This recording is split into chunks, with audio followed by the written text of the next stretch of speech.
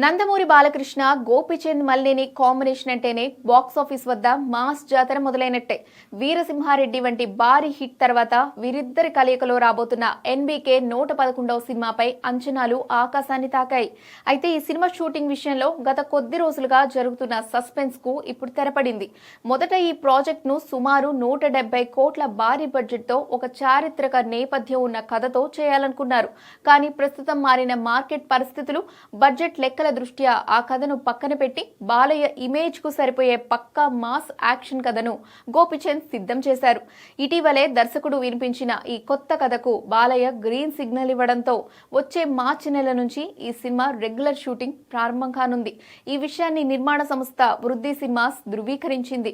తొలి షెడ్యూల్లోనే బాలయ్య మార్క్ అదిరిపోయే యాక్షన్ సన్నివేశాలను చిత్రీకరించేందుకు ప్లాన్ చేస్తున్నారు. ఇక హీరోయిన్ విషయానికి వస్తే పాత కథ ప్రకారం నయనతారను ఎంపిక చేసినప్పటికీ ఇప్పుడు కథ మారడంతో ఆమెనే కొనసాగిస్తారా లేక కొత్త హీరోయిన్ ని తీసుకుంటారా అనే దానిపై సస్పెన్స్ నెలకొంది.